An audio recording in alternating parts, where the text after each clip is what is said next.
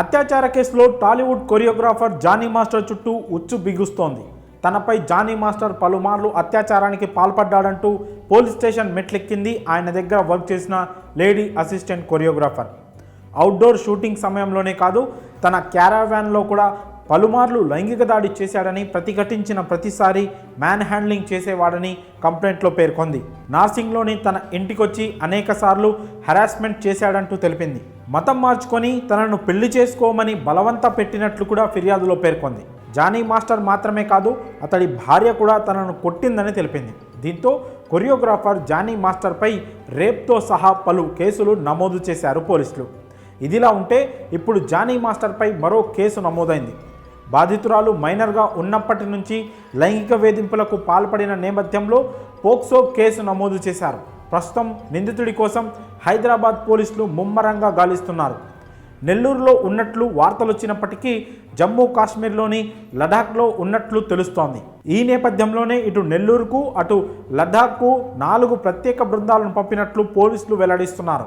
ఈ నేపథ్యంలో జానీ మాస్టర్ను ఏ క్షణమైనా అరెస్ట్ చేసే అవకాశాలు పుష్కలంగా కనిపిస్తున్నాయి. ప్రస్తుతం బాధితురాలి వయసు 21 సంవత్సరాలు. కానీ టీనేజ్కు ముందు నుండే అతడి దగ్గర వర్క్ స్టార్ట్ చేసింది యువతి.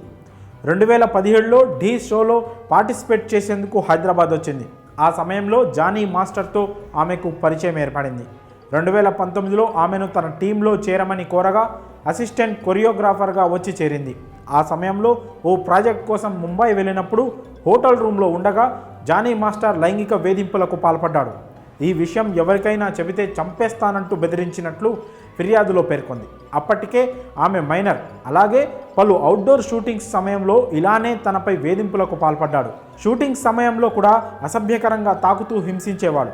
వర్క్ ఇవ్వకుండా మానసికంగా కృంగిపోయేలా చేశాడు. చివరకు అతడి దగ్గర వర్క్ మానేసి తాను ఇండివిజువల్గా పనిచేసుకుంటుంటే దాడి చేశాడు.